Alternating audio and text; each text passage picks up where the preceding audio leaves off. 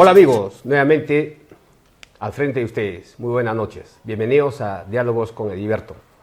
En verdad, este es nuestro tercer programa y nos enorgullece en esta vez poder presentar a un gran amigo, un gran profesional, un gran peruano que tuve la suerte en el camino de la vida de haberlo conocido y la verdad, cada vez que podemos platicar y además, no solo platicar, sino cada vez que pasa por nuestra tierra, a todos sus amigos y a todos los ciudadanos que tenemos el placer de conocerlo, nos carga de mucha alegría, de mucha fe y mucho entusiasmo. Yo me refiero, y justo a esta entrevista ya esperada por todos, me estoy refiriendo a mi gran amigo Andrés Ugaz. Andresito, bienvenido siempre a Ayacucho, tu casa, y en esta oportunidad bienvenido a Diálogos con Edilberto. Qué honor, querido Edilberto. Es un gusto estar acá, es un gusto saludar, encontrarnos con los amigos, es un gusto ver todo lo que vienen trabajando, porque uno se carga, ¿no? Uno se carga de lo que se viene dando acá en Ayacucho, sobre todo después de la pandemia, ¿no?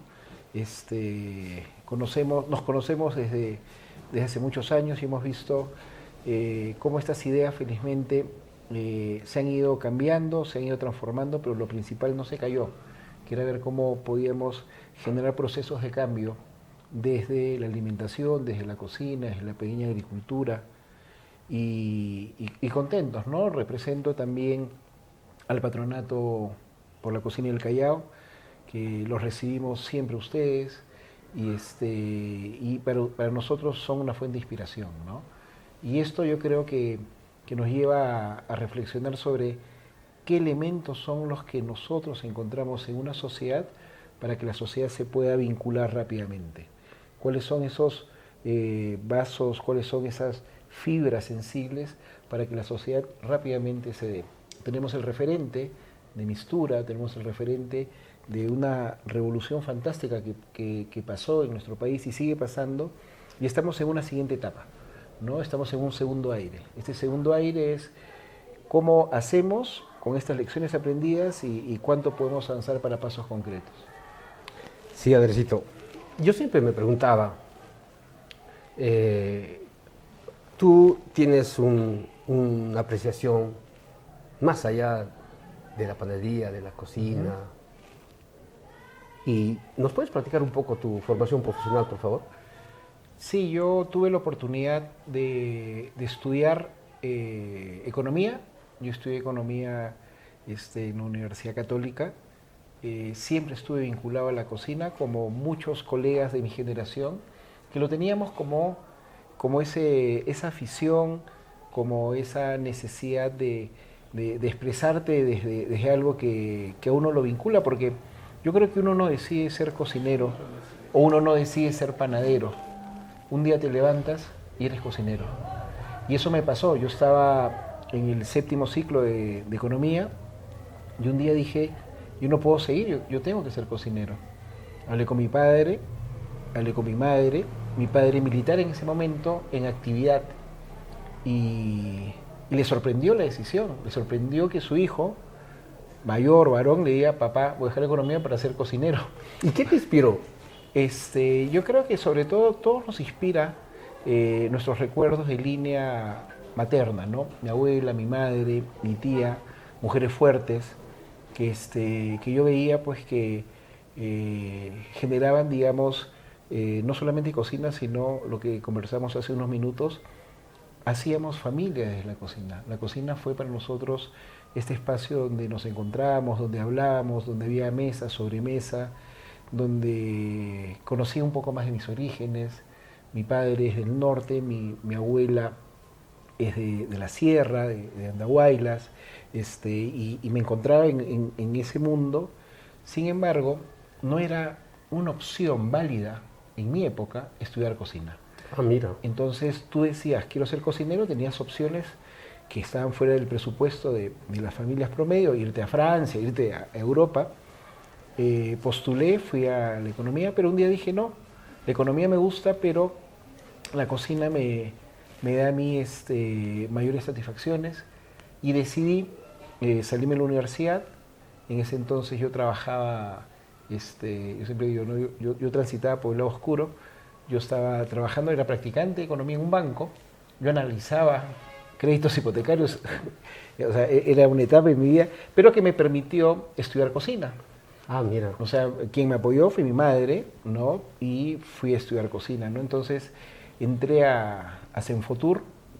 Recuerdo todavía esa primera vez que me puse la chaqueta. Es muy emocionante cuando a quien le apasiona algo, ponerte por primera vez, digamos, el uniforme con el cual vas a seguir, porque uno es cocinero o es panadero, no solamente cuando hace pan o cuando cocina. Cuando estoy conversando contigo, yo veo la vida desde la cocina y desde la panadería.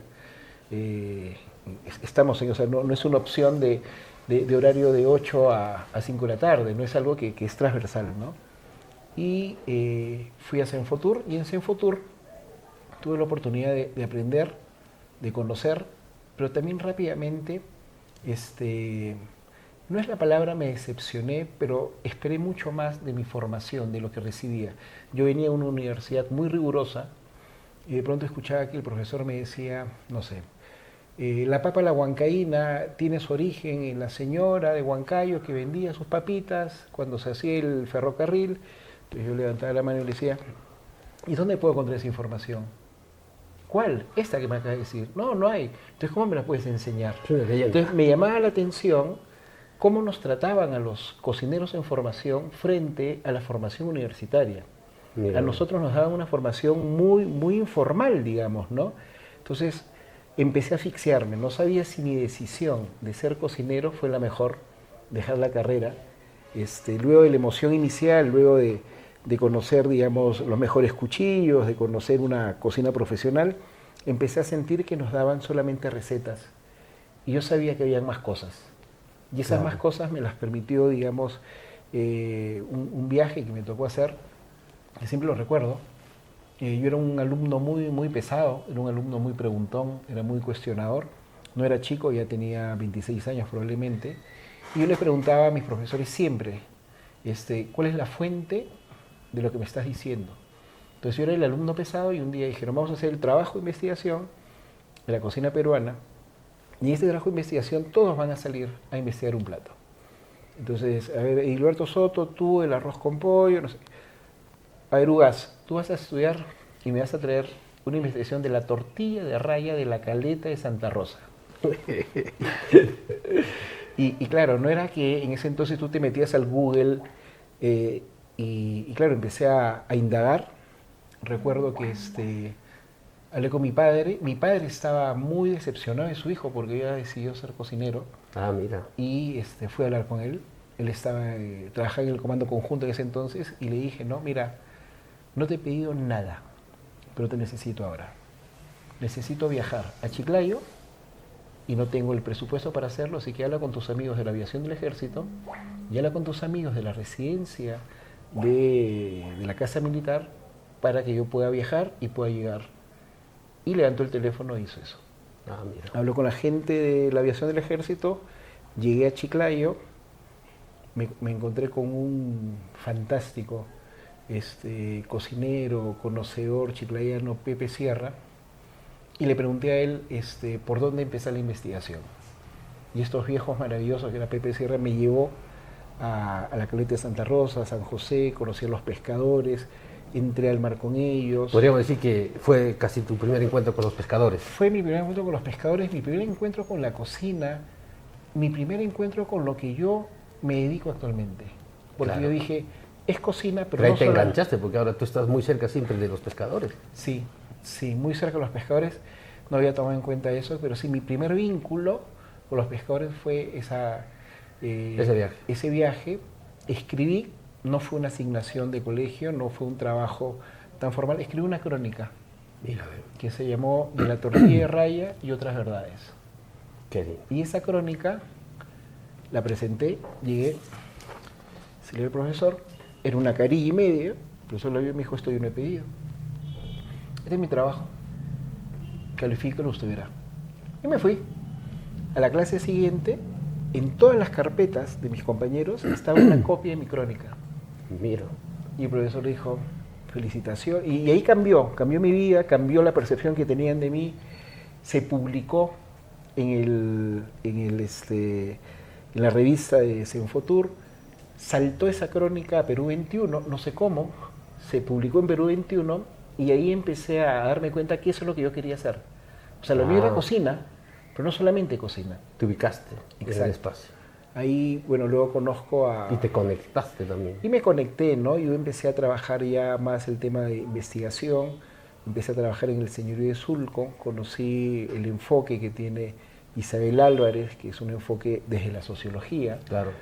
Empecé a viajar, empecé a escribir, y hasta que llegó el tema del pan, que es un capítulo fantástico y como que me fue dando, digamos, más entradas al tema, ¿no? Mira, ve. Y Andresito, ¿y cuál considerarías tú los hitos más importantes de tu carrera? Mira, una es la que te he contado, ¿no? Conocer a una persona como Pepe Sierra que me mostró, como decía en esa crónica, a volver a escribir una raya más de la cocina peruana, jugando con lo de la tortilla raya. Y que los cocineros debemos de salir de la cocina para entender lo que está pasando. Sacarnos el mandil impecable, entender, ponerte con los pescadores, ponerte con el pequeño agricultor, ir a un mercado. Eso me marcó mucho. Y yo creo que un hito también importante para mí es el encuentro con el pan, ¿no? Porque mi vínculo con el pan no es un vínculo familiar, no soy hijo, nieto, no soy una descendencia de panaderos. Soy, como todos creo los peruanos, los que tenemos una vocación por la cocina, tenemos un vínculo natural con el pan. Y en mis viajes, porque yo terminé haciéndome amigo de la gente de la aviación del ejército, ese viaje. Entonces yo viajaba, iba con los pilotos de la aviación del ejército, y yo a veces no sabía a dónde iban a ir. Yo viajaba, porque no me costaba. Entonces llevaba ropa para un sitio frío, un sitio caluroso, y me iba con ellos. Y te conectabas con ellos. Y yo les cocinaba a ellos. Ah, mira. O sea, mi tema era ir, yo me iba a los mercados, escribía, cocinaba con ellos y hacía crónicas, yo escribía. Claro, y en cada destino te ibas conectando con los productos, exacto, con las realidades diferentes. Y mi presupuesto, que no era mucho, me permitía sí comprar panes. Ah, mira. Yo llegaba siempre a Lima con panes. Y te ibas conectando con los diferentes panes también. Exacto.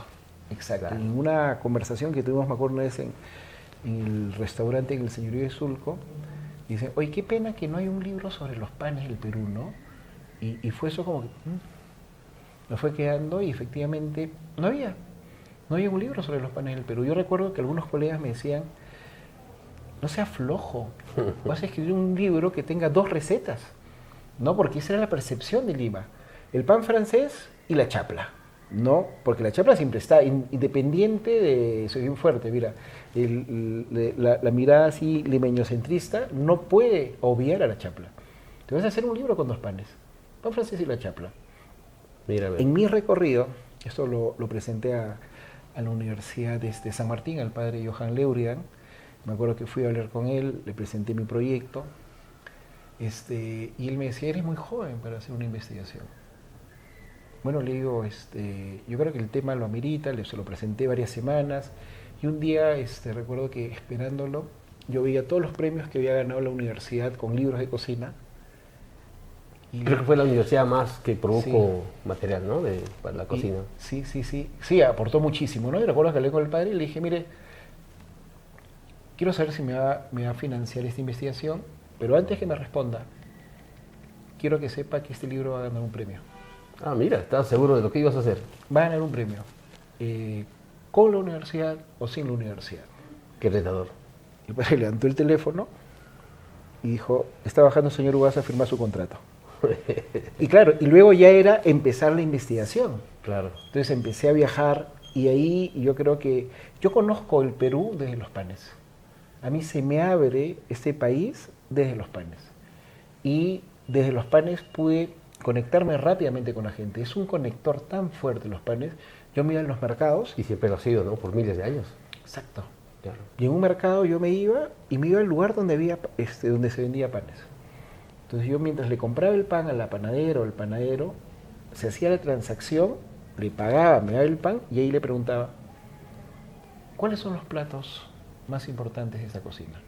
Y como ya había por lo menos una relación comercial, Claro. empezaba. Entonces, mi indagación de la cocina empezaba con panes. Por eso yo siempre tenía panes. Y siempre llegaba a Lima con panes. Claro.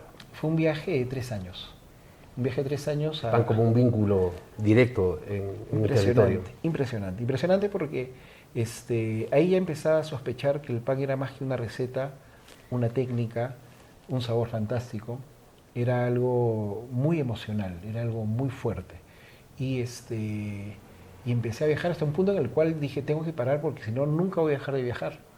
Año 3, tenía mucha información, había recopilado mucha información, tenía más de 160 variedades de panes. A mis amigos que me dijeron que iba a encontrar 2, les decía, tengo 160. Y ya cuando yo iba ya a publicar el libro, recuerdo que se estaba haciendo la selección de lo que iba a ser el primer equipo peruano de panaderos que iba a competir. ¿Y ese fue qué año? 2006. Ah, mira. En el 2006 estaban haciendo la selección, duró 10 meses y fueron más o menos 1.500 panaderos que participaron en distintos eventos. En la preselección. En la preselección y quedaron 4. Mira. Era como el fútbol. 3 titulares y un suplente. Y yo estuve en ese proceso. Pues sabían que había alguien que estaba haciendo un libro de los panes, me llevaron, yo feliz porque empecé a viajar, ya no con mis amigos de la aviación del ejército, sino ya porque me pagaban para ir a estos sitios y yo estaba recopilando información. Y recuerdo que ya iba a cerrar el libro y me dicen, queremos que seas el entrenador. Mira, de la selección. Entonces le digo, lo que pasa es que yo no soy panadero, le digo. Yo soy cocinero, que estoy haciendo un libro de panes, que no es lo mismo. No, pero igual queremos que tú lideres este proceso. Contrata a un panadero, o sea, ve a quiénes tienes que contratar, pero tú tienes que liderar este proceso. Y efectivamente, contratamos un panadero, un maestro panadero, una pastelera. Tenía un psicólogo este equipo, que fue Coqui Bruce, el psicólogo. Y el equipo fuimos a Francia. Y en Francia fue el entrenamiento, porque era panadería artesanal, algo que no conocíamos todavía. En Francia me encontré con un mundo que yo lo había notado en mi libreta, que era el mundo del pan peruano. Mira, cuánto tuve que viajar para entender que lo que nosotros tenemos tiene un valor incalculable mundialmente, que son las técnicas, que nuestras panaderas y nuestros panaderos tienen. Yo en este viaje de 3 años, yo encontraba siempre masas viejas.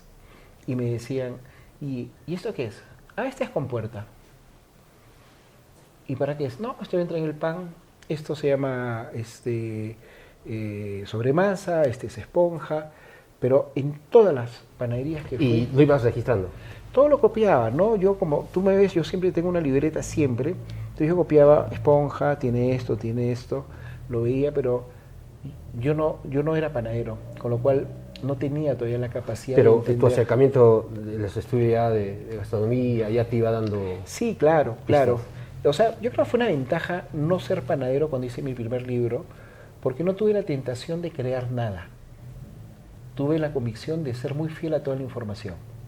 Claro. Entonces lo que ahí aparece son las recetas, son las historias que me dijo. Probablemente si yo lo hacía, mi primer libro, como ya con formación de panadero que tengo, quizá tendría la tentación de mover alguna receta. Es inevitable, claro. Es inevitable. No pasó.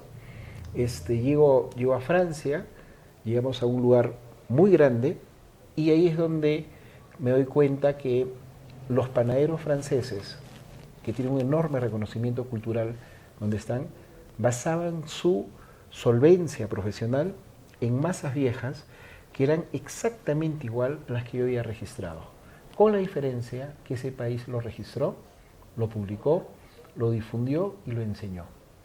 Mira, y eso fue un poco lo que me trae ahora acá, ¿no? Claro, qué maravilloso. Bueno, Andresito, personalmente disfruto de esta conversación, que este tema no era nuestro, pero por favor te invito, vamos a hacer una breve pausa para continuar trabajando. Magnífico. Amigos, regresamos en unos minutos.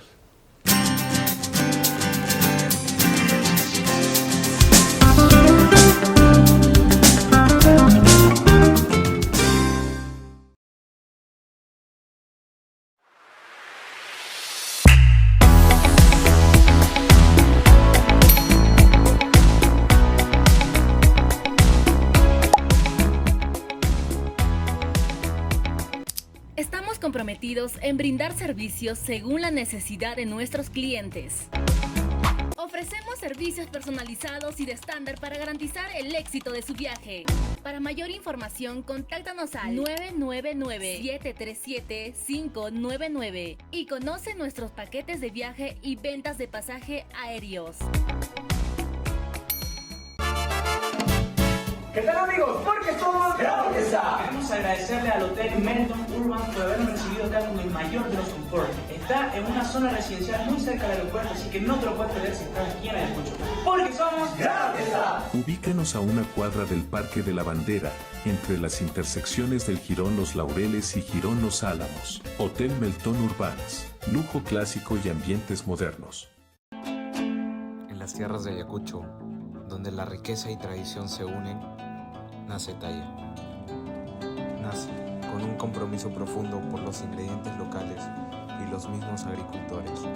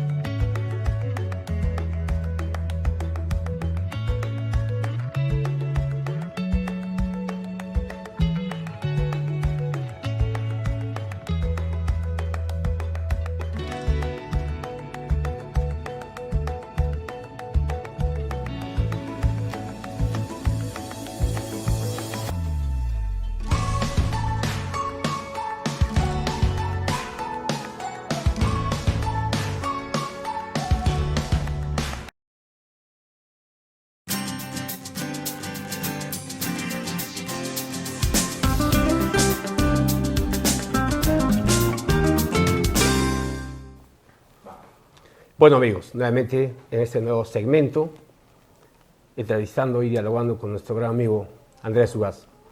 Andresito, cuéntanos un poco sobre esta maravillosa experiencia que tienes y lideras en el Patronato Gastronómico del Callao. Bien, también me llevó el pan, fíjate. O sea, el pan ha sido mágico. Por el pan te conozco a ti, por ejemplo. Por el pan conozco el Callao. Por el pan hemos tenido la posibilidad, Gabriela y yo, de digamos, crear una familia, porque Calatanta, la panadería que tenemos en el Callao es eso, ¿no? Es una familia, y no es demagogia lo que digo. Llegamos al Callao hace ya 12 años y llegamos para hacer una planta de panadería que abastezca a una cadena de restaurantes. Esa fue la búsqueda. Así como no soy hijo de panadero, tampoco soy ni hijo ni nieto de chalacos, mi conocimiento del Callao era el mismo que tiene el promedio, y yo era parte de ese promedio limeño, que el Callao era la punta y el aeropuerto. Se acabó. Es más, asumía que el Callao era un distrito, como muchos, ¿no? O sea, San Miguel, Callao, no. El Callao es una región. Entonces llegamos ahí al Callao hace ya 12 años y... Primero llegaste tú como Calatanta. Llegamos como Calatanta, llegamos a una iglesia donde habían recibido equipos de panadería para formar a jóvenes en riesgo social. Nosotros buscábamos dónde hacer el pan, ellos buscaban quién les active, se generó un vínculo porque la vida es así. ¿Y ahí nace Calatanta? Ahí nace Calatanta. Calatanta nace de la necesidad nuestra de empezar a hacer panes, porque ya este grupo muy grande, ¿no? Gastón me dijo, queremos hacer pan, Andrés, yo no quiero hacerlo, yo quiero comprarlo, y con Gaby empezamos a buscar dónde hacerlo, ¿no? Llegamos al Callao, nos pareció una opción interesante, además hay que decirlo, económica para empezar un negocio. Claro. Ya estaba equipada, alquilábamos una planta que básicamente estaba un 90% de equipamiento, y ahí estuvimos 3 años. Al día siguiente que nos instalamos nos dimos cuenta que habíamos llegado a una de las zonas más peligrosas del Callao, que era la zona sur. No donde tú conoces, sino era en la zona sur, así que era en la mata, ¿no? La gente no llegaba, o sea, nuestros trabajadores eran del barrio, no porque queríamos, era porque nadie quería ir a trabajar a esa zona. La harina no podía llegar allá, me la llevaban a mi casa en Magdalena porque Ya le ni los camiones querían entrar al barrio. Entonces entendimos que estamos en una zona que era picante, como se dice allá, y estuvimos 3 años. 3 años que conocimos más el Callao y que empezamos a entender el Callao como una región. O sea, No ahora solamente- sí todo un desafío de poder superar todas esas limitaciones, ¿no? Sí, sí, pero ¿sabes qué? Algo fantástico. Yo siempre hago el paralelo entre el Callao y Ayacucho, ¿no? Que tiene el Callao es que tiene un enorme, enorme arraigo por su territorio. El chalaco es muy orgulloso. En un lugar donde la gente quiere su territorio, es fácil hacer las cosas. Es más fácil en todo caso. No es fácil, Claro. pero es más fluido. Si tú le dices a un chalaco, vamos a hacer un proyecto que está vinculado a la memoria de la cocina con la cual tú creciste, a los pescadores que los ves todos los días, nadie te va a decir que no. Es más, te va a decir, ¿qué hago? Eso es muy importante para poder enganchar el trabajo, ¿no? Y escucharlos. Con los vecinos, con el pueblo. Y escucharlos. Claro, y por supuesto, Súper definitivamente. importante. No podemos llegar con una mirada colonial, decir, hay que hacer esto. Hay que escucharlos. Y la panadería empezó a crecer, empezamos a conocer un poco más, empezamos a movernos, y es cuando el gobierno regional de ese entonces se entera que habíamos llegado. Porque estos equipos los donó el gobierno regional de hace varios años. Entonces dijeron, hay una planta en la zona sur de los equipos que hemos donado que está funcionando. Son 6 plantas que ellos habían habilitado. Todas paradas, una funcionaba que era la nuestra. Ya, y les llamaba la atención. El pastor que nos alquilaba se puso nervioso porque decía, me han llamado al gobierno regional para saber qué está pasando y yo le tengo que decir que estoy alquilando equipos que no son míos.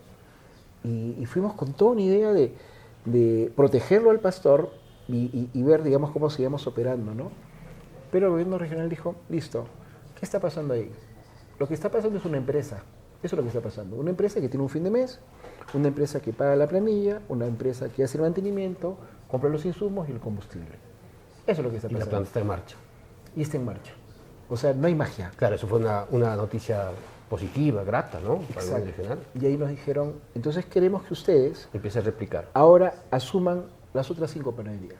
Claro. No, porque están paradas por algo, porque no hay una demanda actualmente que me permita a mí tener toda esta oferta y esta capacidad instalada para producir. Pero se te van a malograr. Si no haces algo con esos equipos, se te van a malograr. Y nos contrataron para que hagamos un taller de panadería para jóvenes chalacos. Trajimos al Senati, el Senati hizo un modelo de certificación de operario panadero y empezamos a meternos al Callao. Conocimos más, 400 chicos y mujeres entraron a este taller, capacitamos, se habilitó. Luego se enteraron de que yo trabajo viajando mucho, que había estado en México, que había estado en Argentina, que había estado en Chile y que hacía rutas. Y me dijeron, ¿y por qué no haces una ruta del Callao? Y me contrataron. Entonces empecé a conocer más el Callao, me llevaron a lugares que solo no hubiera ido probablemente. Y con mi esposa decíamos, esto es maravilloso. Lima no tiene ni idea lo que pasa en menos de 20 minutos. Y empezamos a conocer al Colorado de Chucuito, a Don Giuseppe, a Willy Duarte, al Chino Miguel, a Rosalía. Decimos, pero esto es... Y ahí cocina. estaba la materia prima para Ahí estaba todo. nacer el patronato. Ahí estaba todo. Y empezamos la ruta. Me acuerdo que lo invitamos a Ignacio Medina en su momento. Ah, mira. Él también estuvo haciendo los recorridos porque decíamos, nosotros nos hemos enamorado y hemos perdido objetividad. Y cuando él fue, él hizo unas crónicas al Colorado, o sea, hizo crónicas, una persona que no te regala piropos, ¿no? Claro, Dijo pim. por supuesto. La ruta empezó a moverse. Toda una crítica especializada del más alto nivel. Exacto. La ruta empezó a moverse. Coincidió el año que Mistura dejó de hacerse. Este dato es importante porque mucha gente en Latinoamérica se prepara o se preparaba para ir a Mistura. Claro. Yo viajaba con Promperú. Era toda una movida en el mundo. Claro, El mundo se preparaba Exacto. hasta un año antes para estar en Mistura, por ¿no? supuesto. La gran fiesta. Las escuelas de cocina se preparaban, hacían eventos, así como un viaje de promoción. Todas las escuelas de Latinoamérica se preparaban para ir, porque era Delegaciones enteras. iban con su chaqueta, ¿tú te Claro, acuerdas? de cada ¿no? país, y con su de cada bandera, escuela. o sea, fue un fenómeno alucinante. Entonces, con Prom Perú yo viajaba a promocionar Mistura. Entonces, mira. cuando se deja de hacer Mistura, el año que deciden hacerlo, la directora ese entonces, Marisol Acosta, me llama y me dice, Andrés, tenemos que hacer algo porque todos me están llamando diciendo que nosotros hemos promocionado Mistura y no se va a hacer este año. Y tú eres parte de eso porque viajabas con nosotros. Y le digo, mira, si ya no pueden cambiar su pasaje y van a estar acá, tráelos al Callao que tenemos una ruta. Entonces la ruta empezó a moverse para todos los que venían extranjeros por Mistura. Entonces vivieron su Mistura en el Callao. Claro. Y ahí empezamos a tener un buen rebote, los medios empezaron... Yo recuerdo ahí, creo que hiciste un festival. Hicimos varios, que tú has participado. Claro, está una uno, vez te visité ahí. Callao en su punto, donde Callao en vinculamos su punto, por la supuesto. salsa, el arte urbano, la cocina. Claro. Todavía no teníamos el vínculo con los pescadores como lo tenemos ahora. Y pasó algo que pasa en nuestros países, perdón, en nuestras regiones. Un día nos enteramos, todos, este proyecto era del gobierno regional, que el gobernador regional de ese entonces, de puro distraído, se quedó con $20 millones devuelto. Ah, mira. Y lo estaban metiendo en la cárcel. Wow. Entonces todos dijimos, queremos construir una nueva imagen del Callao, estamos chambeando por esto, y de pronto nos deja en posición adelantada y decidimos no hacer nada. O sea, la primera reacción que tuvimos es nunca más con el Estado. Pero ¿qué hacemos? Entonces recuerdo que en la panadería, de nuevo a la panadería, Claro. nos juntamos y dijimos, organicémonos. Y nuestra organización fue reactiva, o sea, fue, hagamos algo porque no queremos hacer nada con ellos. Así nació. O sea, permanentemente tú anduviste amasando masas. Sí, totalmente. Se agitan masas de la panadería, yo creo que en muchos lugares y en pasajes de la historia, ¿no? Se formó el Patronato por la Cocina del Callao para justamente tener independencia, poder firmar convenios, pero no hacer proyectos como parte de una gestión pública. Claro. Porque nos podíamos... Muy importante, porque también es muy importante la presencia de una sociedad civil organizada y bien compacta, ¿no? Como es el patronato. Totalmente, ¿no? Entonces el patronato empezó y empezamos a darnos cuenta que había mucho material, había mucha gente, hay mucha historia, y acá empieza el paralelo que lo he compartido varias veces contigo, porque lugares como el Callao y lugares como Ayacucho tienen una desventaja: son muy ricos, son muy diversos, tienen muchas texturas, entonces no sabes por dónde abordar. Claro, y esa riqueza del Callao justamente es porque gran parte de la historia de Lima y del Perú ingresó por Callao, Sí. ¿no? Nosotros tenemos el primer eslogan que en algunos restaurantes es: la cocina peruana se cocinó un día antes en el Callao. Por supuesto, porque ese es el puerto donde llegaron Y ahí todos los llegaron migrantes. los chinos, los japoneses, los italianos, hasta los griegos. Entonces, esos que llegaron están todavía en sus siguientes generaciones ya totalmente mestizos, Claro. pero sin perder eso. Y esas casas, o sea, el Callao del patronato, el Callao que tú conoces de la ruta, es como un museo viviente. Esas puertas que se abren son museos que te cuentan parte de nuestra historia. Claro, es una ciudad colonial linda y hermosa. Y están vivas. O sea, tú te vas a Don Giuseppe a comer el pan con pejerrey y de pronto estás con la versión italiana de lo que pasó hace más de 100 años. Y es más, todos esos barrios han sido recuperados y se ven Sí. bellos. Sí. Es una Ha cosa, habido- un avance extraordinario. Sí, el Callao al cual llegamos y al que vivimos y transitamos ahora ha cambiado. Ha cambiado. Igual vivimos en un país que todavía dependemos mucho de lo que pase en la política. Yo creo que este país se ha movido en los últimos años no por, sino a pesar de la clase política. Y nos pasa eso, y de pronto cuando nos dicen crisis, la crisis para nosotros es tan natural. Hemos vivido en crisis toda nuestra vida, entonces estamos preparados para eso. De repente tú le dices crisis a un noruego, lo mata, pero nosotros estamos preparados nosotros a la crisis. Y en el Callao nos ha pasado esto, ¿no? Hemos conocido a los pescadores, en el camino la panadería fue creciendo, en el camino tuvimos la oportunidad, vivimos y transitamos una pandemia que nos dejó muchas lecciones, se hizo fuerte el patronato, la sociedad civil fue fuerte, ustedes dieron una pauta importante también. Lo que pasó después de la pandemia implicaba una organización. Claro, había que reaccionar de inmediato, ¿no? A una situación devastadora. O morías o reaccionabas. Claro. La sociedad civil dio un ejemplo de querer ser parte de la reconstrucción de la ciudad. Claro. Todos queríamos ser parte. La organización era parte de eso, ¿no? Sí. Andresito, yo tuve la suerte extraordinaria de siempre de conocer de cerca Calatanta. Y en silencio he podido ver toda la producción diaria, ¿no? Con diferentes destinos, las etiquetas, todo. Y la última vez que fui tuve la grata oportunidad de probar unas chaplas calientitas, recién salidas del horno. Siempre lo cuento. ¿Nos puedes compartir, por favor, todos los tipos de panes que Calatanta produce hoy por hoy?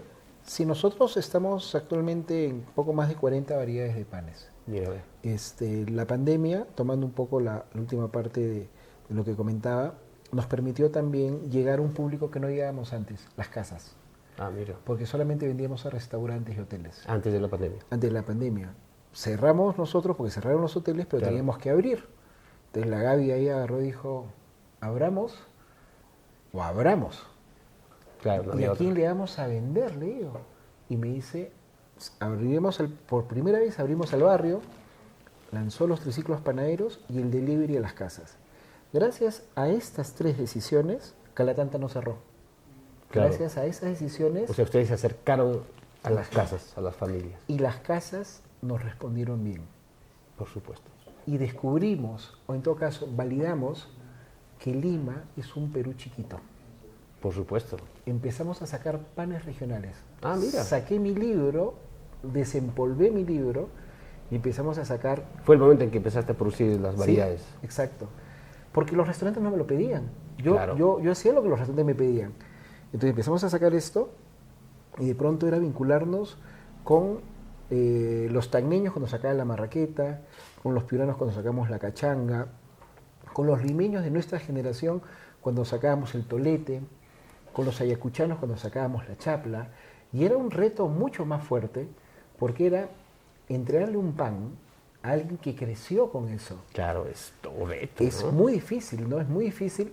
Entonces nos acercamos con mucho temor, incluso casi con una disculpa anticipada. Mira, a ver. No vamos a llegar a tu recuerdo porque no estás en tu sitio, pero estamos haciendo un esfuerzo honesto y sincero de llegar a él.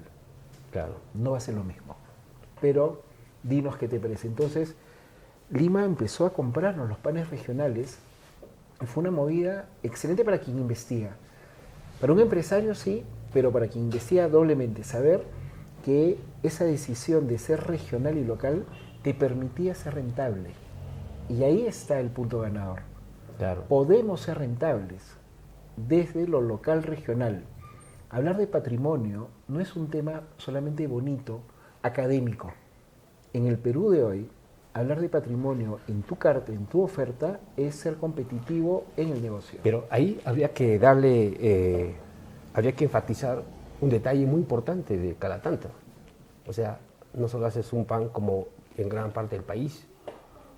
Creo que el valor de Calatanta está en que hace un pan artesanal, un pan respetando culturas ancestrales, la fermentación, la masa madre, todo ese detalle que también es muy importante, ¿no? Sí, yo creo que eso es fundamental, ¿no? Nosotros hemos tenido la oportunidad de tener información de primera mano de cómo se hacían los panes, haber pasado mistura Claro. durante Ese ha 10 sido años. un pequeño laboratorio también. Exacto, con panaderos, panaderas que íbamos haciendo cosas y luego entrar a Calatanta y ver que esas recetas se pueden recrear, pero siempre decimos, ¿no? Más que las recetas, son las técnicas. Claro. Porque la receta de la chapla de Ayacucho no sale en Lima y nunca va a salir en Lima. Por supuesto. Lo que va a salir en Lima es una receta basada en las técnicas, basada en los insumos, pero tenemos que adaptarla a una ciudad que tiene de 90 a 100% de humedad casi todo el año, que está a la altura del mar, que tiene otra agua, que tiene otra harina. O sea, Claro. ¿cómo hacemos para que esto pase? ¿No? Entonces, el ejercicio era encontrar ello y justo entró el señor Edilberto a Calatanta cuando estábamos sacando chaplas. O sea, parecía un reality. A ver, ¿qué dice este chico de la chapla? Una cosa que hoy día me gustó la chapla, ¿no? Entonces, La probó, los panaderos estaban ahí medio nerviosos, la validó y a partir de eso dijimos por ahí va, ¿no? Y lo trabajamos ¿tú has visto? Con hornos modernos. Sí, definitivamente. No tengo un horno de piso, no tenemos ahí eucalipto, o sea...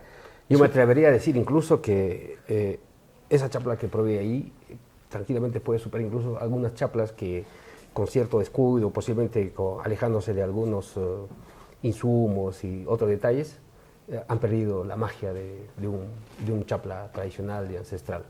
Andresito, pues bueno, seguiremos conversando en el siguiente segmento.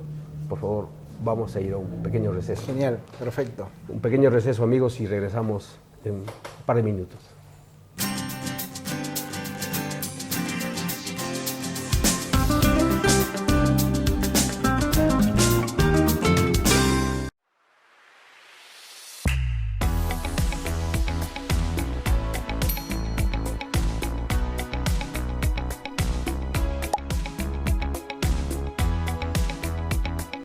Estamos comprometidos en brindar servicios según la necesidad de nuestros clientes. Ofrecemos servicios personalizados y de estándar para garantizar el éxito de su viaje. Para mayor información, contáctanos al 999-737-599 y conoce nuestros paquetes de viaje y ventas de pasaje aéreos. ¿Qué tal, amigos? Porque somos Gracias. Queremos agradecerle al Hotel Melton Urban por habernos recibido acá con el mayor de los soportes. Está en una zona residencial muy cerca del aeropuerto, así que no te lo puedes perder si estás aquí en Ayacucho.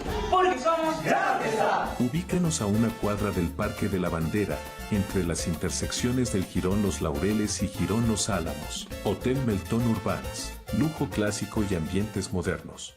En las tierras de Ayacucho, donde la riqueza y tradición se unen, nace Talla. Nace con un compromiso profundo por los ingredientes locales y los mismos agricultores.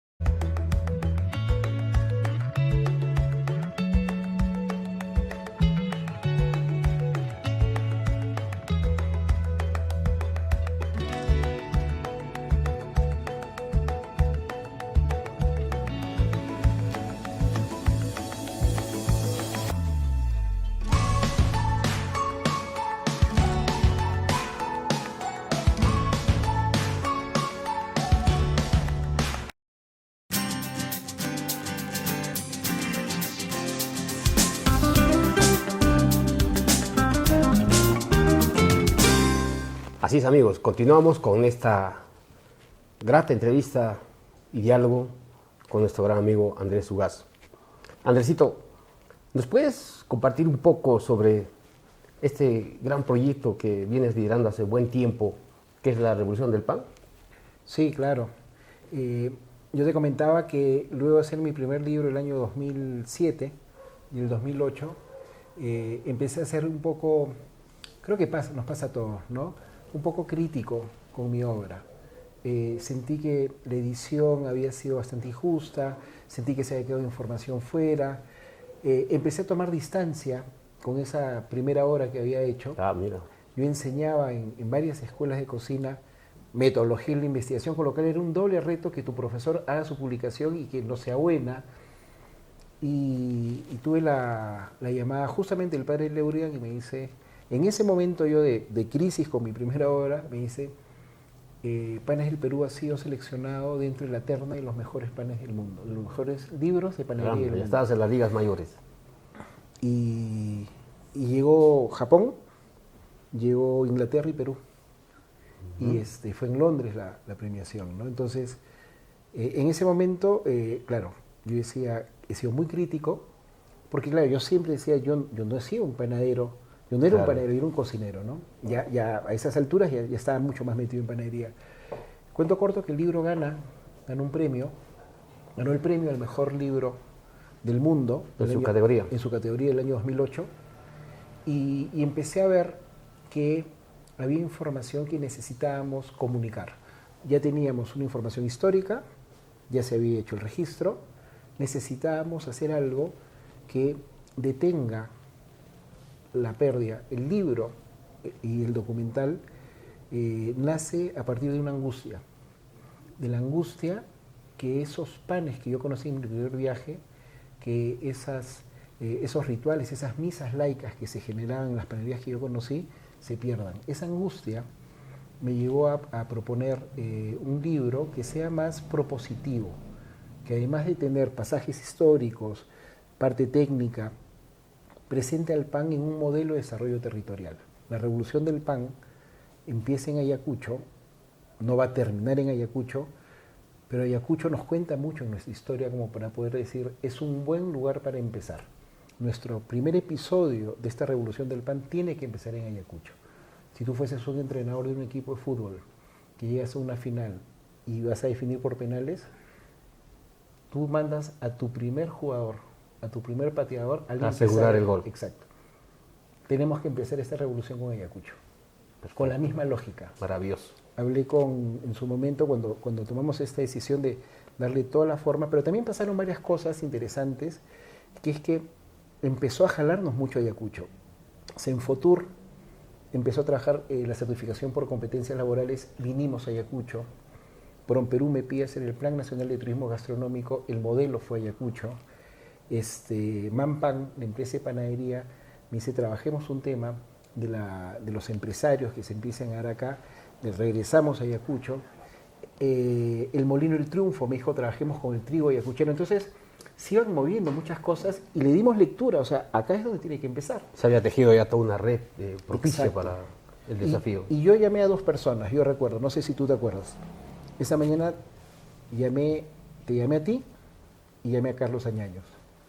Y le dije, esto es lo que se va a hacer, esto es lo que queremos trabajar, y la revolución que se va a dar a partir de Ayacucho tiene que ser vinculante a la música, al arte, retablos, tablas de sargua, a la pequeña agricultura, empezando por el trigo, al turismo, y a generar un movimiento donde Ayacucho se enamore nuevamente de sus panes, pero el Perú se enamore nuevamente de ello.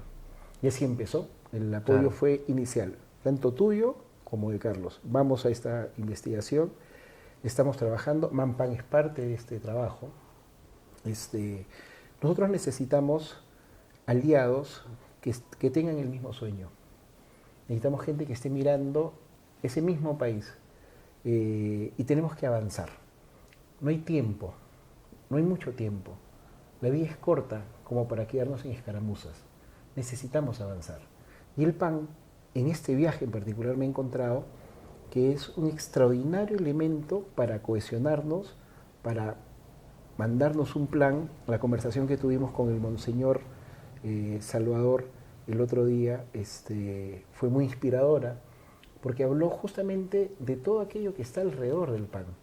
Entonces, en este viaje, en la conversación con panaderas de más de 80 años y con panaderos jóvenes de 28, 30 años, sentarlos a ellos en una sola mesa y que empiecen a hablar y que tú sientas, tomando distancia, que encendió la misma angustia y digan qué es lo que viene, es un compromiso. Claro, y eso quisiéramos que nos detalle más esas experiencias que has vivido con estos panaderos de muchas generaciones. Sí. Tú te has contratado con panaderos jóvenes y con panaderas extraordinarias que son todo un patrimonio para los ayacuchanos y para los peruanos. Exacto, ¿no? Tengo algunas conclusiones todavía en caliente que las voy a compartir, y una de ellas que me llama mucho la atención es que todos y todas reconocen que algo cambió en el pan de Ayacucho y lo asocian al insumo fundamental, al trigo de Ayacucho. Creo que ahí tienen mucha razón, definitivamente. Entonces, si queremos mover esa aguja, tenemos que mirar a la pequeña agricultura y al trigo de Ayacucho. Uno.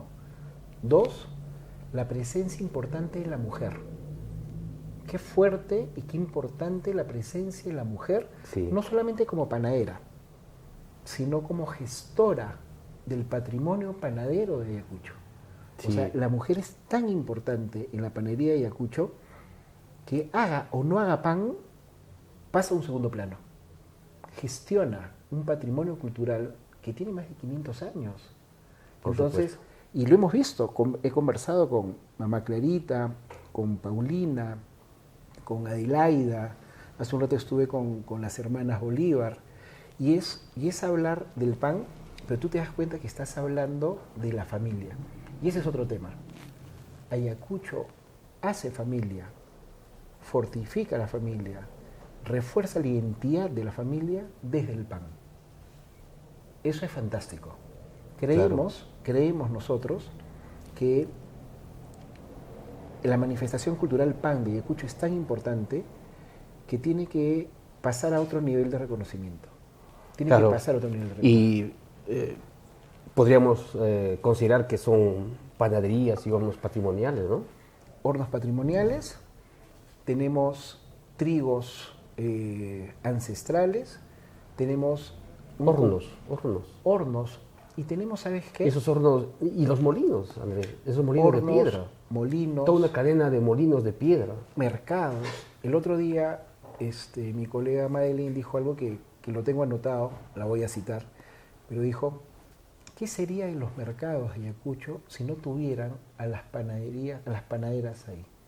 Probablemente sufrirían en tener gente porque la panadería te mueve. O sea, fíjate esto, Wong estableció tener panaderías en sus tiendas no para vender pan, sino porque movilizaban otros 40 productos alrededor del pan. Claro. Eso ya se hacía acá. O Por sea, supuesto. tener las panaderías... Un pabellón de pan en era- cada mercado. Era parte de eso, ¿no? Y parte de lo que hemos encontrado en esto es que todos y todas están de acuerdo de que hay que hacer algo por el pan.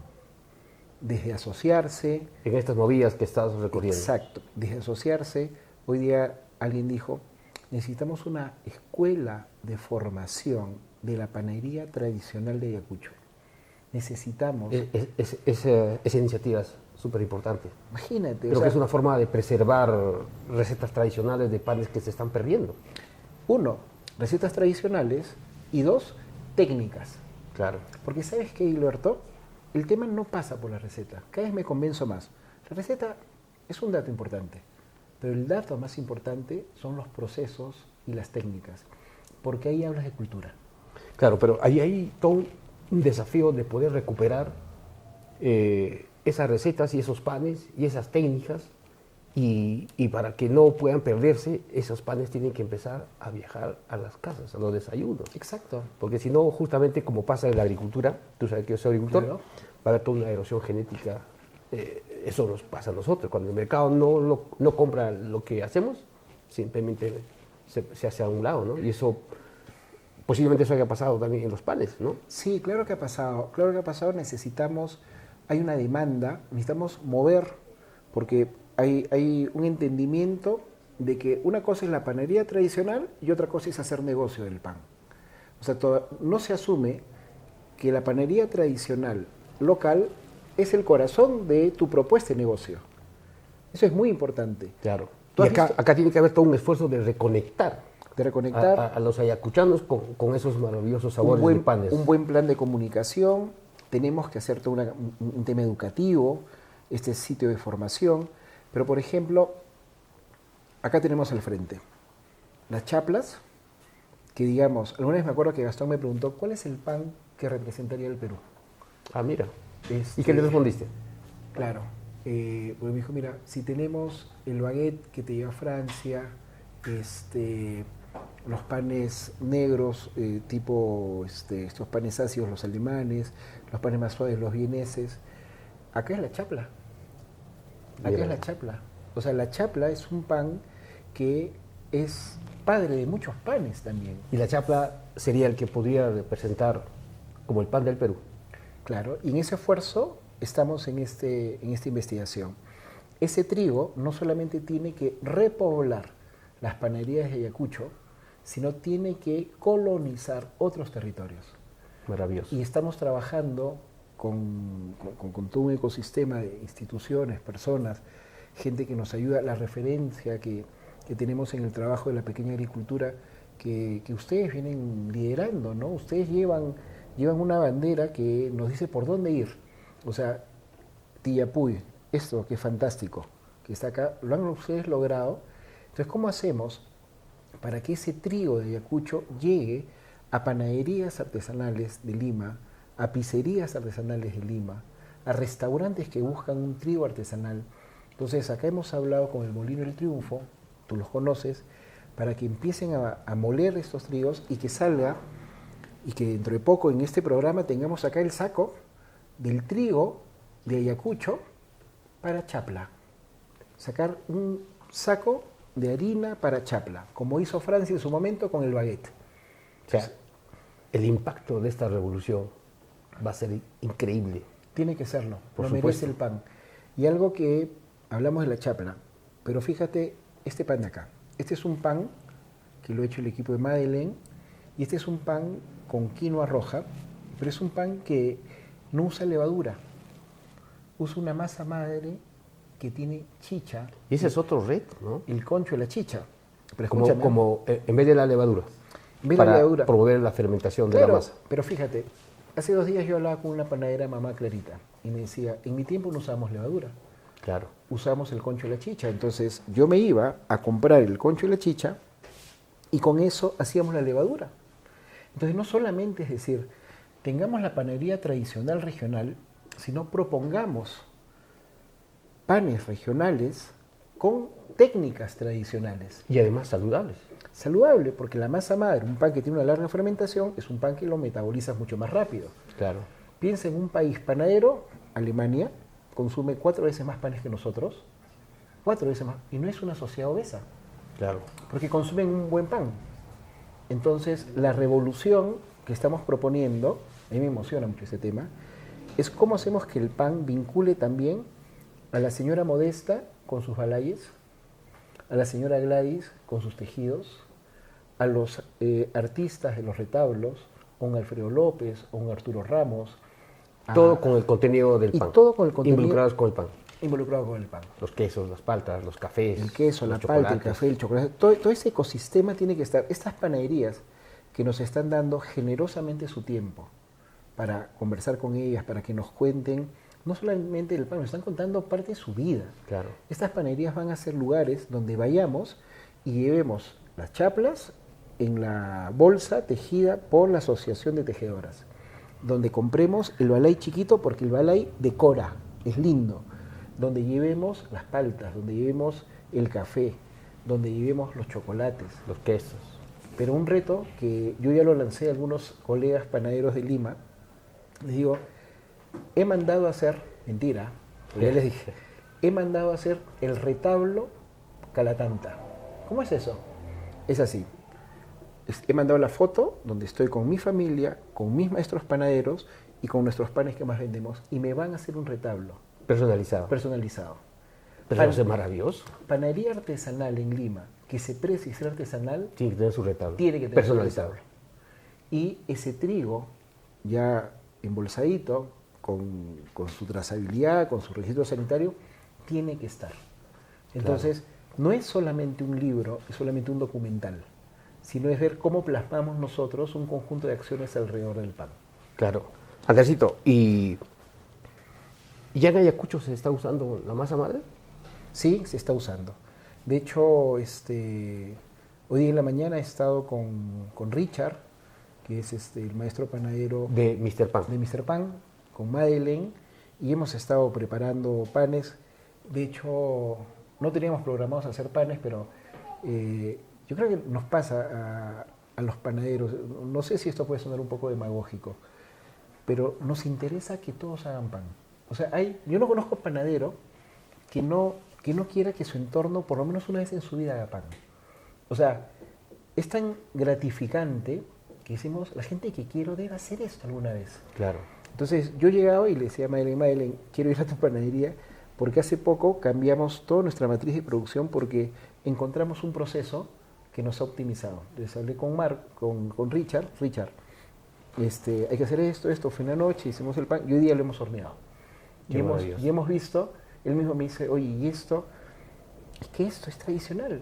Pero esta es una noticia maravillosa para los ayacuchanos. Sí, están trabajando con masas madres, con vigas, y están trabajando con pulish. Este es un datazo. El pulish es un prefermento que se usa mucho en la panería francesa. Es un prefermento que hoy día, conversando con las hermanas Bolívar, me dicen, nosotras hacemos la lipa. ¿Y qué es la lipa? Es una especie de... La lipa tiene 10 kilos de harina, 10 litros de agua y tiene, no recuerdo cuánto me dijo de levadura, pero esa es la fórmula de un pulish. Ah, mira.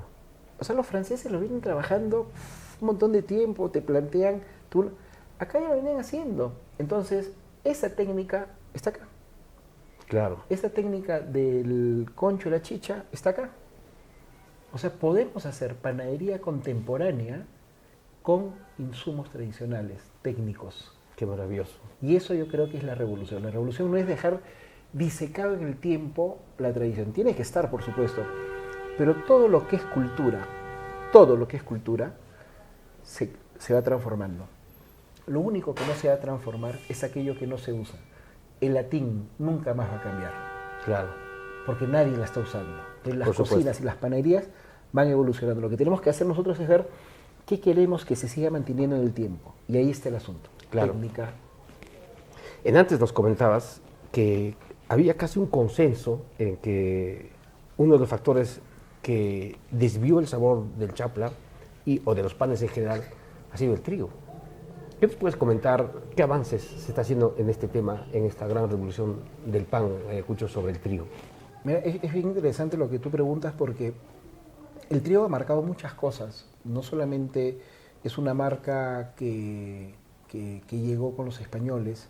El trigo, el molino y el horno fueron 3 elementos que cambiaron mucho, sino que llegaron acá. O sea, por algo hubo una gran producción de trigo en Ayacucho, por el clima, por el piso, por el agua, por varios elementos que hicieron que el trigo de acá sea el más valorado, y el gran granero que tuvo el Perú fue Ayacucho. Hay un libro de Carlos Iván de Gregori que habla de esta época y que él atribuye al cambio de matriz de producción y de importación que tuvo el país a la debacle y a la pobreza Del trigo ayacuchano. del trigo ayacuchano. Salió del circuito comercial. Mira. Y pasaron varias cosas previo al terrorismo. O sea, mira cuánto nos marca a nosotros, ¿no? Está dentro Claro. de una de las razones. Y lo otro es que el trigo, y porque lo hemos conversado con muchos productores gracias a ti, gracias a Madeleine, no se produce más, no porque no se tenga la capacidad y el horizonte agrícola para hacerlo, sino porque no hay demanda. Sí, eso es importante afirmarlo, porque el Perú rural está en la absoluta capacidad de poder organizar ofertas. Lo han hecho con la quinoa en los últimos años, ahora lo estamos demostrando con la papa, y posiblemente si el mercado vuelve a engancharse con estos trigos especiales, igual va a poder responder. Creo que ahí hay todo un desafío. Claro, yo creo que ahí lo que se va a dar dentro de poco es que el esfuerzo que tenemos que hacer es que llegue a las panaderías, es que pueda generarse este tramito que es cómo conectamos la producción con un molino y con un mercado. Mercado hay, demanda hay, lo que necesitamos es ese impulso y yo creo que se está logrando. Claro. Hacia el 21 de junio, que se va a dar el evento Empresarios en Acción acá, con Mampan y digamos todos estos actores que vienen trabajando, va a venir Luis Otiura, el dueño del molino. Ah, qué grata noticia. Y va a venir porque sabe que están pasando estas cosas. Y además él es un gran ciudadano, o sea, Sí. ha expresado un sentimiento de cariño a Ayacucho, y yo recuerdo que decía, y esa harina que vamos a producir va a ser un homenaje para Ayacucho en su bicentenario. Claro, maravilloso. Sí. Imagínate, esto va a ser muy lindo, ¿no? Cuando Sí. esto se dé. Yo creo que están pasando cosas y de nuevo alrededor del pan. Claro. De nuevo alrededor del pan. Hay hay un tema muy importante que se aborda y es la importancia del reconocimiento cultural de la panadera y del panadero ayacuchano.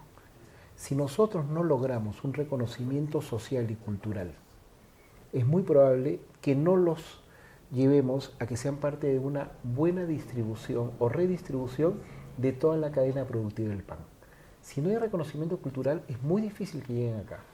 Pero, en conclusión, entonces, estos dos grandes trabajos que tú estás liderando hace mucho tiempo, que es el tema del documental y del libro, terminarían logrando este reconocimiento. Sí, queremos, lo hemos conversado, así que somos muy transparentes. Cada vez que sale una idea, sale a partir de espacios de conversación, de tener a panaderas tradicionales con jóvenes, pero también un retablista, a un productor de trigo. Entonces de pronto es, oye, estas señoras deberían recibir el premio de la chapla de oro. Por ¿Listo? supuesto. Y que se lo den ahora. En vida. Se lo den en vida. Y eso genera cosas. Yo lo he visto. El colorado Chucuito, que ustedes lo conocen, tiene un hijo que es cocinero, Eduardo. Eduardo, como todo joven cocinero, quiere crear. Y dice, yo voy a ir a trabajar en un restaurante. El año en el cual estaba diciendo, me voy a ir a trabajar en un restaurante, 2023, hace unos meses, el Colorado recibe el premio al mejor guarique del Perú. Claro, el sumo. En ese momento Eduardo dijo, no, yo me quedo acá.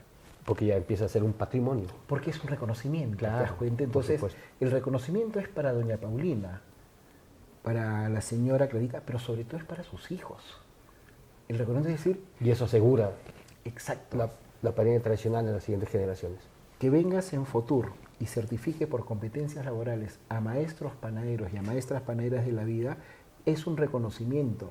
A estas alturas de su vida que les entreguen su título a nombre de la nación, es un reconocimiento. Por supuesto. Y en este contexto, Andresito, ¿qué le recomendarías tú a los panaderos ayacuchanos? Desde tu punto de vista, desde que tú los has podido conocer de cerca, has podido visitarlos y todo eso. Mira, yo me voy el domingo, he llegado el martes, como sabes, y me regreso con la angustia de que hay mucha información que tengo que seguir registrando. El panadero que vive acá los tiene cerca, las tiene cerca. O sea, estamos hablando de que gran parte del patrimonio panadero de este país, y no hablo solamente de Ayacucho, está acá, se encuentra acá. Las panaderas no nos van a esperar toda la vida. Creemos de que eso va a estar siempre. No, no va a estar siempre. Si nosotros no hacemos algo, si no las entrevistamos, si no lo registramos, si no lo trasladamos, si no planteamos innovación como esto desde la tradición, esto se va a acabar.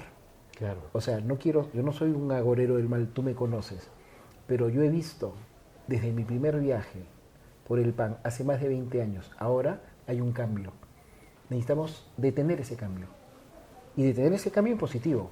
Generemos toda una estrategia de salvaguarda con panadería y turismo, con panadería y pequeña agricultura, con panadería y arte local, con panadería y cine.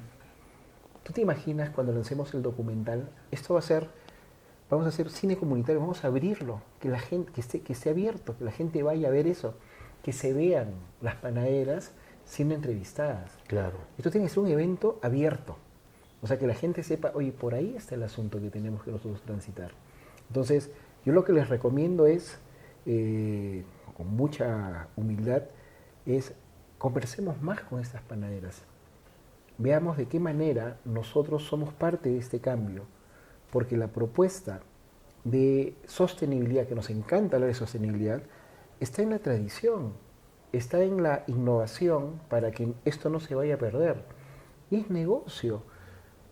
Eduardo, el hijo del Colorado, para regresar al ejemplo, ha tomado la decisión de quedarse trabajando ahí, sí, porque lo quiere su papá, pero que también su decisión es rentable. Claro. Porque sabe que es una decisión rentable. Ustedes han ido a la inauguración, le está yendo muy bien. Yo le decía a este chico, oye, si yo te voy a recibir el restaurante que estás recibiendo, me iba a la luna. Entonces, necesitamos que ese joven, que esa hija, nieta, sobrina, diga, ser parte de este viaje que empezó hace muchos años, que es la panadería de Ayacucho, me es rentable. no solamente me es rentable, sino que me es reconocido social y culturalmente. Claro, un tema muy importante. Bueno, Andresito, ha sido para mí toda una alegría poder compartir este diálogo, porque nuestra inquietud es que este tipo de pláticas pueda conocerse a lo largo y ancho de este Ayacucho que queremos refundar nosotros desde Embajadores de Ayacucho, la Cámara Regional de Comercio de Ayacucho. Te agradecemos mucho tu visita, te agradecemos mucho tu tiempo y agradecemos, estamos muy reconocidos tu amistad permanente con Ayacucho, con todos nosotros. Finalmente yo quisiera pedirte que en general nos puedas dar algunos consejos sobre el trabajo colectivo que venimos haciendo aquí en Ayacucho, ¿no? O sea, tú tienes un punto de vista desde el PAN, ¿no? Como un patrimonio alimentario regional. Bueno, tú nos conoces de cerca. Finalmente quisiera tus palabras finales con ese enfoque, que nos puedas dirigirnos unas palabras. Sí, yo creo que la cocina nos ha dado una gran lección a los peruanos en los últimos 25 años. Y yo creo que deberíamos volver a mirar eso, ¿no? Yo soy de la generación que te decían, hay que estudiar fuera del Perú, hay que salir de este país y el último que apague la luz. Y luego encontré un país distinto. Mis hijos conocen un país distinto con el cual yo crecí y hemos vivido. Somos una generación que vivió esa bisagra y hemos visto que nuestros hijos vieron un país que no dejó de crecer. Y un elemento que nos vinculó a nosotros fue la cocina. La cocina cumplió una función fundamental. Y esa función tiene que ver con que démosle valor a los elementos que nos vinculan.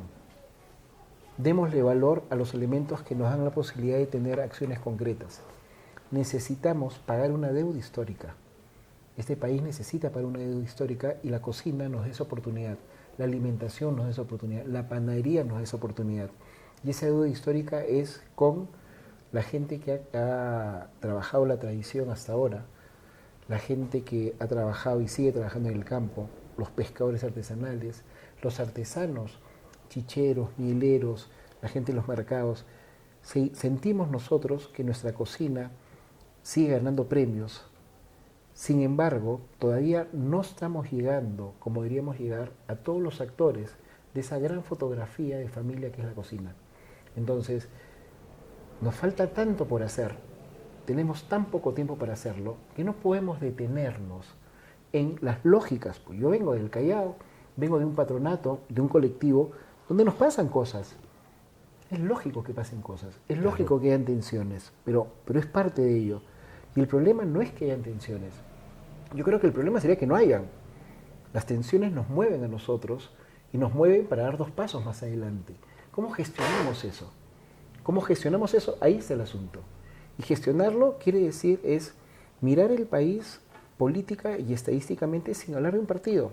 Me refiero, o sea, a mí me conviene que en el Callao los pescadores artesanales tengan mejor calidad de vida. Listo, el que está al frente no me cae bien.